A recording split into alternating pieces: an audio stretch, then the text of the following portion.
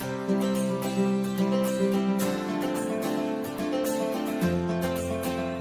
right, welcome back to the Trauma Therapist Podcast. My name is Guy McPherson. My mission is to raise the awareness of trauma and to support and inspire new trauma therapists just starting out on the trauma-informed journey.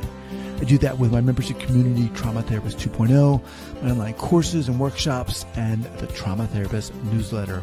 If you're a therapist of any kind and you work with individuals who've been impacted by trauma, I invite you to head on over to my website at thetraumatherapistproject.com. That's thetraumatherapistproject.com. All right, let's get started.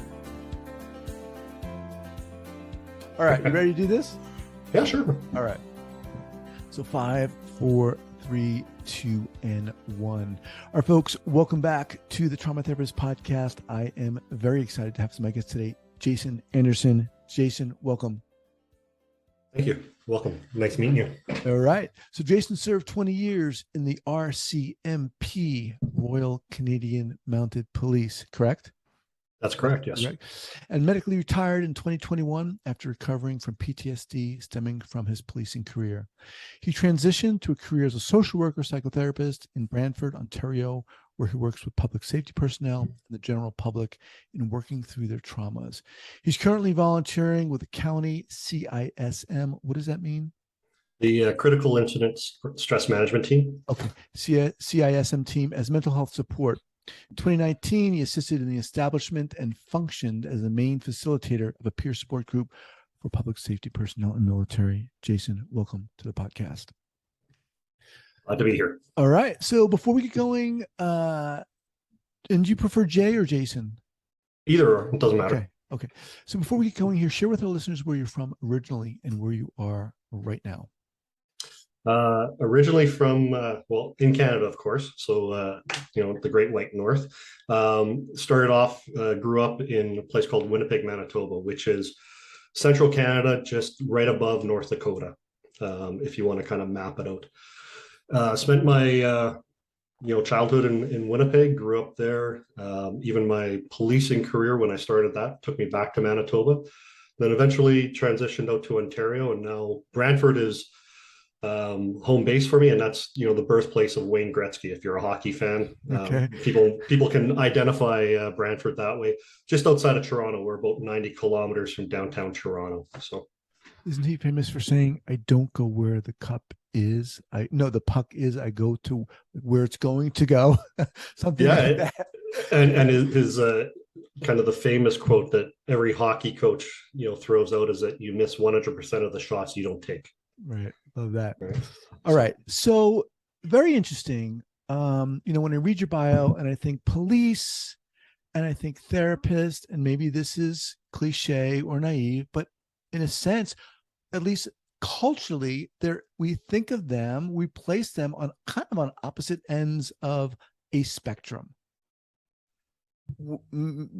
That's my general feeling of how culturally it's associated. But let's hear, how the heck did you get here? Okay, so it's the policing side of it was actually a childhood dream that I was able to kind of get into because of the social work aspect that I started off with. So I started working in the social services field as a youth care worker back in 1992. I was working in a residential treatment center, working with kids that had gone through the foster care system, specialized foster care system, group home system, and were too much of a risk to themselves because of their behaviors that they were in this kind of secured residential facility. And that was my introduction into the world. I was actually in the Faculty of Social Work at the time, and started this to kind of gain more practical experience so that, when I'm working with people, I have a better understanding of where they're coming from. So that became my interest, and I found out I loved it, and it really just suited me. I enjoyed that connection that I was having with the kids I was working with. Transition. If I may interrupt, how did you get there in the first place? What lured you to that, drew you to that environment in the first place? Well, I was in university, I was in my intro to economics class, and one of the guys that I met in my social work classes was sitting beside me, and we just struck up a conversation and we became friends along the way. And a job opened up at the place that he was working at. And he said, have you ever thought of working with kids? And then that kind of started the ball rolling at that point in the introduction into youth care work. And what do you think about yourself allowed you to do that work? I think part of it was just that desire to understand and really be able to put the academic stuff I was learning into a practice and see it firsthand. And considering this, the youth care workers were the hands-on for the treatment planning and case management aspects of that job, it felt like a natural fit. It just really would check off enough boxes for me to say that I'm going to get what I'm desiring out of this position. And then, of course, you start connecting with people on a human level, and that's addictive in and of itself, because you get to hear their stories. You start understanding all the things that happened to them in their life to get into that position. Awesome. All right. So you do that, and then you said that the social work kind of moved you into the policing. And help me understand here, the Royal Canadian Mounted Police, is that analogous to our police here in the States? It's our national police force in Canada. So it's kind of, if you were to take the FBI, Secret Service, DEA, ATF, and combine them into one police force as a catch-all, along with municipal policing or state policing. So that's all the facets of the RCMP. We do everything from small town policing in rural settings, traffic in those same provinces, and then up to the larger investigations that involve international or inter-province. Okay. And is the RCMP, is that the only police contingency you have in? No, in Canada. So that's the national police force. And in some cases, the provinces would have deals or kind of contracts with the RCMP to handle all policing. I see. But there's other places that have, city police will have their own, or cities will have their own police force. Some provinces have their own provincial force on top of the RCMP. So it's a very layered kind of justice system that we operate in policing wise. Interesting. All right. So talk to us, walk us through that evolution from social working to policing and so forth. Sure. After the youth care piece, I actually transitioned into an employment counselor, was the official title, working with that same population as they're aging out of the system to help them kind of get on their feet from a care situation into independent living. Then went and did straight child protection work with Winnipeg Child and Family Services. And I was an abuse investigator. So I was doing intake investigations for physical, sexual, and emotional or psychological assault cases. That sounds intense. And during that time, it was always working towards this goal of mine. And I got a phone call that said, Jason, are you interested in coming out to training and joining the RCMP? Because I had started that process. And like I said, this was a childhood dream for me. So it was a very quick and easy, yes, I will do this. And it's kind of ironic because one of our family friends, when I was growing up and I had tried out for one of the police forces, they said that, if you really want to get some experience of what that exposure as a police officer might be, you might want to try social work as a career first. And that's what prompted me to get, one of the things that got me into that idea of becoming a social worker as a backup plan, almost, of getting me to my final goal of becoming a police officer. That's interesting.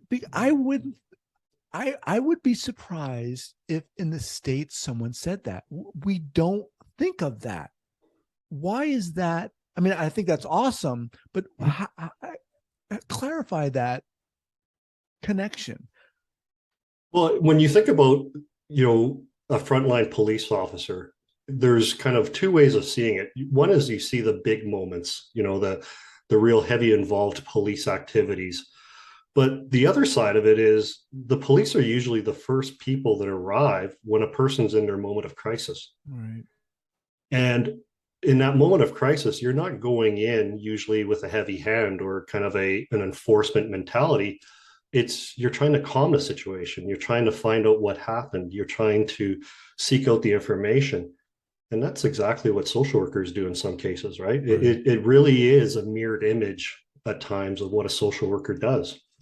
That to me sounds amazing and awesome. And I think here in the States, and correct me if I'm wrong here, we seem to be doing it the opposite way. It seems like now, at least, culturally, we seem to be realizing or recognizing, or the police force at least seems to be recognizing that they need to really step it up and assume that kind of approach. Mhm. So, all right, you get into the police force. What happens? How long were you in there? Uh, 20 years in total Wow. for my career. Jeez. So I started off in a small, isolated fly-in reserve or First Nations community, about 720 kilometers north of Winnipeg. So if you look at a map and you see Hudson Bay in northern Canada, it was basically 50 kilometers south of Hudson Bay. So kind of high northern territory area, not quite the Arctic. And that was my first posting. And from that, then I started moving on my southern journey down closer to, more of a big center. Did further kind of First Nation policing, then did a small municipal town, then got into Winnipeg and started going into the specialized sections. I became a drug investigator for a while, did some larger scale biker enforcement investigations, and then eventually transitioned out to Ontario and did national security investigations, international drug smuggling investigations. And along that way, it got to a point where 20 years of policing, you're going to be exposed to a bunch of different things that most people wouldn't even imagine happens. And you start collecting those traumas yourself, and finally got to the point where it became, pressing for me to start dealing with that part. So are you able to be specific that most people don't imagine? I mean, what impacted you? What affected you? I think, I talk about the idea that when we get into policing, we have this kind of view that we're going to experience, some pretty ugly situations, right? We're going to experience the sudden deaths. We're going to experience the graphic car accidents. But I think the reality kicks in once you're in that job, that I'm prepared for those big events to happen because I knew I was getting into it. What I was finding is that there's all these smaller little incidences, these small traumas that are happening, almost if we used a little t kind of analogy of trauma, that had little quirks to them. They touched on a moral aspect, or they impacted me because of a similarity to a personal experience. Those are the ones that really started kind of hitting, and they're not really the graphic calls that you would think of. They're more of these. Can you be more specific?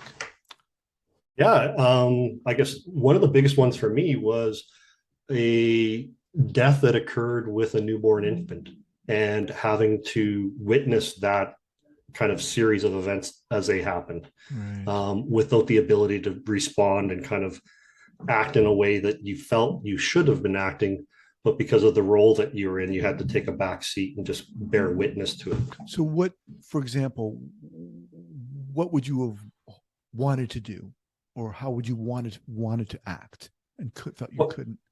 Yeah, I think because of that situation, seeing that an ongoing death occur, you want to be in a position where you can comfort, where you can respond in a caring manner. But as my role of a police officer, it wouldn't fit for that situation, and that there was others that were present that, would have been in that role or be kind of a better option for responding in that situation. Yeah, wow, that's a really good example, and I could see how examples like that obviously could accumulate, and it sounds like they did. Yeah, I think, there's a number of those kind of incidences that have happened over the years. Like I think of some of the ones where, you get into a fight and what you think is just going to be a more physical arrest turns into a situation where you're making a life or death decision, and coming to a realization for yourself that if this progresses to the next step, then I've got to take action to end the threat or bring that threat to a closure. So it really played a lot on the moral aspects for me, those situations that really brought everything to a head for myself. And while, I mean, you described a 20-year career, my gosh, while this was going on, were you, quote unquote, dealing with each of these incidences in the wake of them? Or did it just get to a point where, or points where things accumulated and you were like, holy crap, I need to take a break? How did it hit you, impact you? Unfortunately, the nature of policing is that you don't get a lot of chances to deal with situations. The witnessing the infant death was one aspect where I can tell you that I'm dealing with this death of an infant and everything that's happening, but I'm not able to process it because I go back to the office, start the paperwork, and then I'm called out to a bar fight. Mm-hmm. So you're never given the chance to really sit down afterwards and say, okay, that was a messed up situation. I've got to deal with it.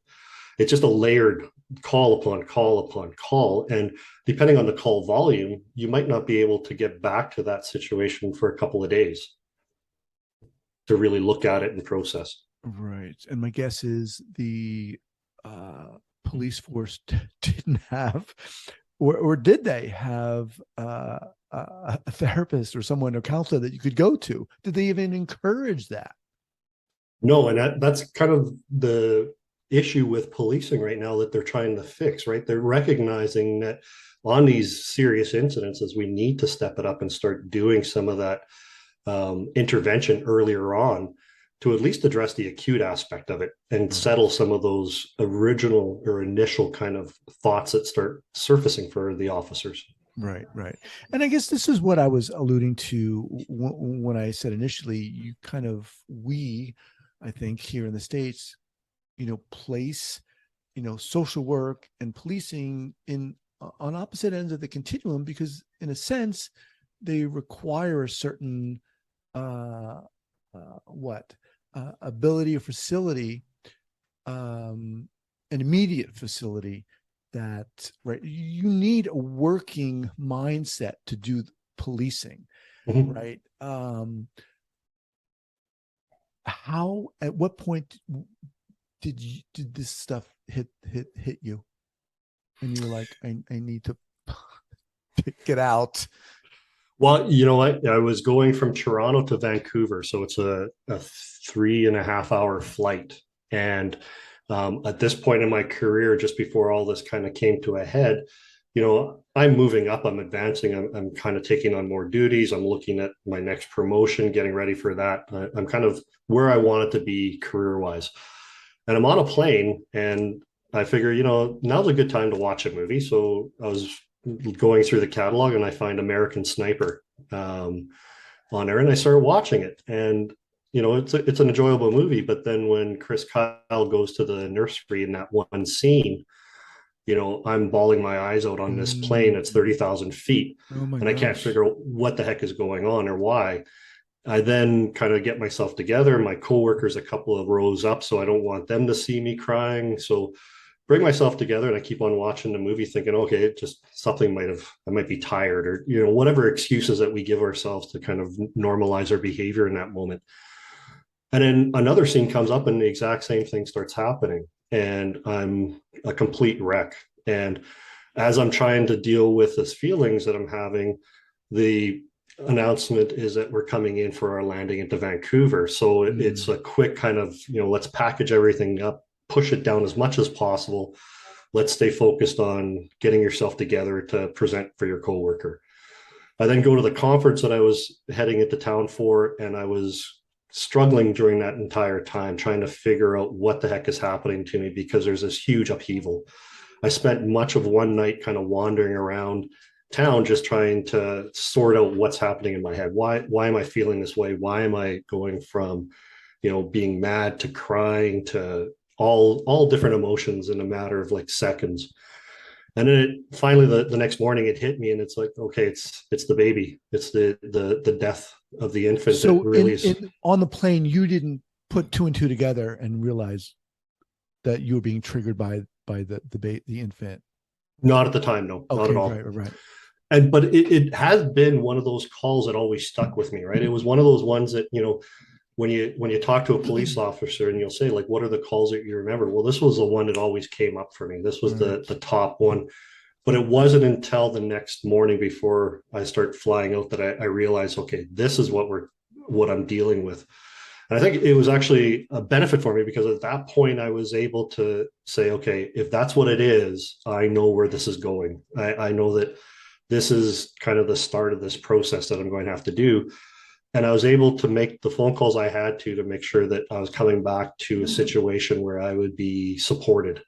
So I had actually arranged for my first assessment while I was waiting for my plane, and started putting those pieces into place for myself to make sure that I had a care team waiting. Wow. I also talk about kind of, that phone call. And it's one thing that I used to do in my presentations to peers, is that when you get to that point of you having to make that phone call, that phone is 1,000 pounds. It is not as easy as just picking up a phone to get help, because at that point you're ripped open and you're calling for help. And it's such a strange feeling that unless you've been in that moment, you don't know the weight of that phone and just dialing that number to say, help me. So I appreciate you sharing that story, and appreciate you saying that. Talk a little bit more about what was going through you when you did make that decision, did say to yourself, I need help. What is that like? What was it like for you? A lot of shame. I think it's very clear that in that moment, when you're recognizing that you're fallible, that things didn't work out the way that you wanted them to, shame comes on big. And it's a matter of kind of recognizing that shame and putting it in perspective, through therapy, that really got me out of it. But that moment of asking for help, shame was definitely there. And then I noticed the other one that I made sure I did was, because I took this approach of throwing back the curtains on this. I called my wife when I was at the airport to tell her that, you know what, I just need to let you know that I'm coming back and I'm broken. Something's happened to me that I just realized that there's a lot of things going on, and kind of gave her that prep. And I think that was, for me, one of those, when I look back on that journey, it was one of the most profound things I could have done. Because when you talk to clients now that are going through the same thing, the amount of secrecy that we carry because of that shame, that, something's not right with me, I should be able to handle that. We try to isolate and we try to protect ourselves, and we get really secret. And I think the fact that I didn't keep that secret and I made it very open in that moment, it changed the perspective for me. And I got the support that I was needing in that moment in order to just make it to the next day and move forward. Well, kudos to you, and definitely for stepping up and being open and honest with yourself. Jay, how long had you been in the RCMP at this point? At this point, it was roughly 18 years. Okay. And up until this point, had you ever shared any of this with anyone, any of your colleagues? No, in fact, quite the opposite. You used to joke around about them. You didn't, you tried to downplay the severity of things. Right. And you get into that trauma talk or war porn conversations with your coworkers, and it became a one-upmanship, right? Where, oh, you went to that kind of call? Well, I did this call. And you didn't see the severity of it. You didn't understand that that's a sign that was impacting you, and you're trying to get it out. I like to refer to those as the pressure cooker moments, where you're going to call after call, experiencing all these traumatic events in your career, and you get together with your coworkers, and that's your steam valve. You're able to talk in a joking way about these real serious situations, and it lessens the pressure so that you can go on for another couple of weeks or a couple of months until your next big kind of blowout with your coworkers. So what happens? You get off the plane, you make the call, you call your wife. You made an appointment with whom? A lady that changed my life, a psychologist that I was connected with, who in this, I think that she was the one that really helped me put everything in perspective along the way. She she just had a way about her and was able to kind of reassure me that what I was experiencing was normal. And I Wow. think part of that was in my process with her and kind of talking back and forth when I kind of got into the real meat and potato details of the infant death. And I looked up and looked across at her, and she's bawling her eyes out with me. In that moment, it just normalized that no, this wasn't, me being crazy about this Wow. situation. This was a crazy situation that was impacting me. And that perspective change was That's phenomenal. amazing. I appreciate you sharing that. It's amazing because for me, and I mean, what I'm hearing you're saying is that she was feeling, she allowed herself to feel in that moment and be a human being and not some psychologist who's going to help you and fix you. So, how did you find her?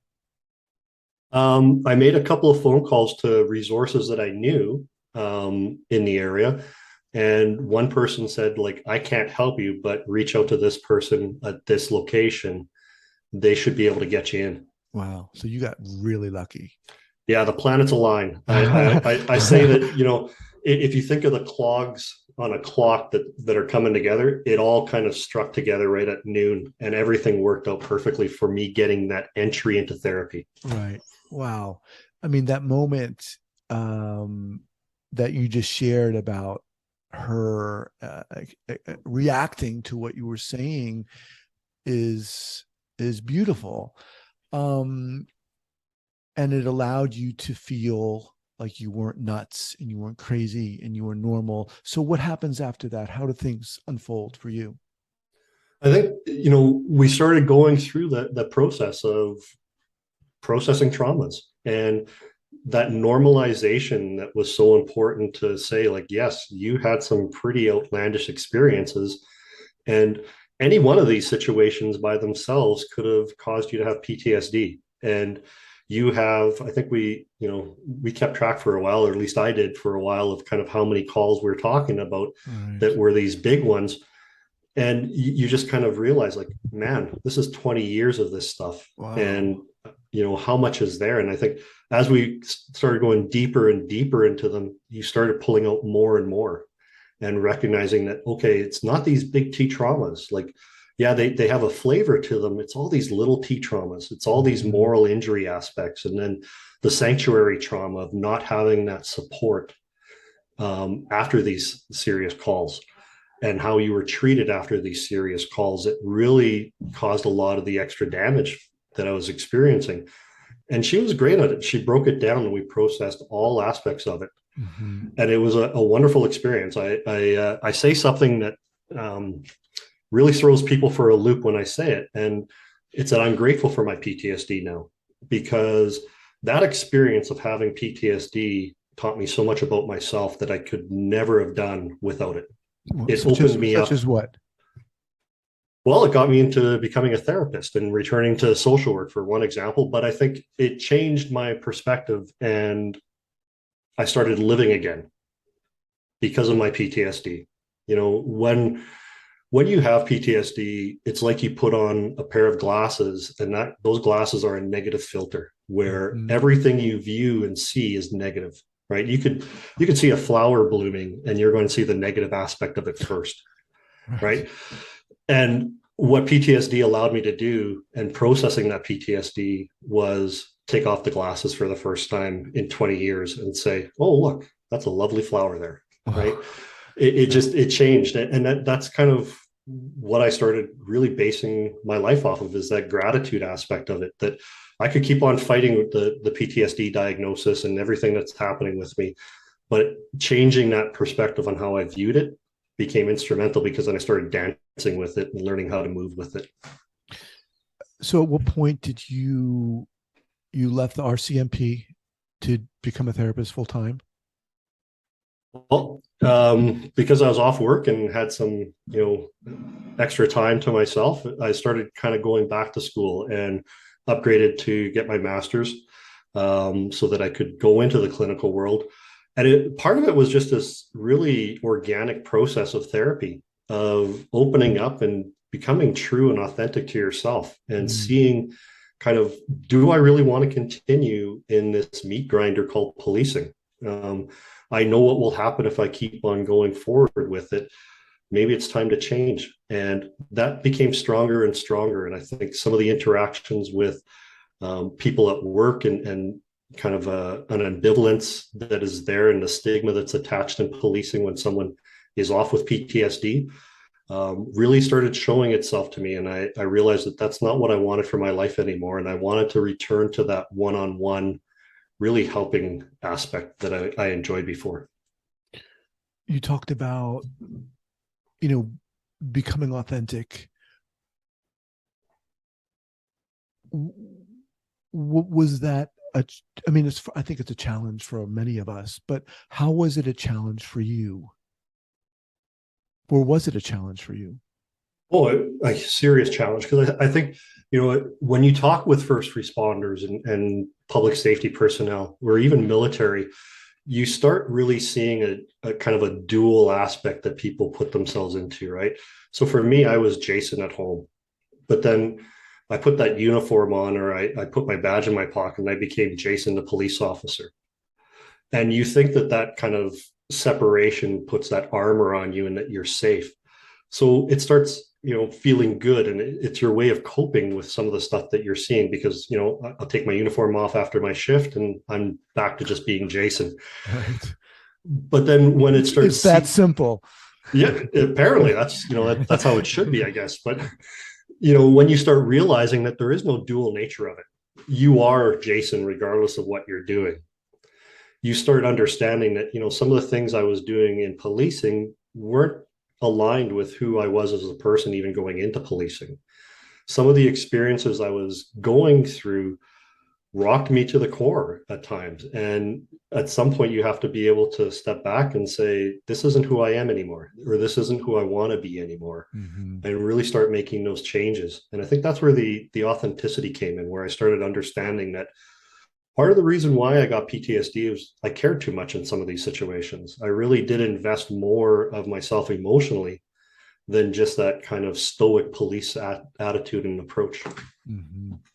So what would you say your mission is now? I mean, first of all, the arc of your story is really inspiring, and you are definitely, a really inspiring person to be able to share what you're sharing now, to do that, and to, recognize and honor what was going on with you.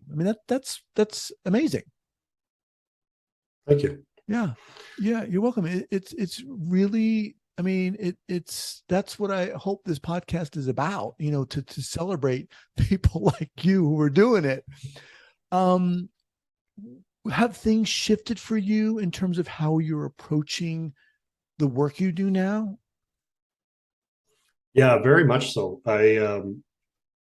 One of the things that I do on my intakes with every client, especially my first responder, public safety personnel, I tell them my story. I give them a little blurb about my story.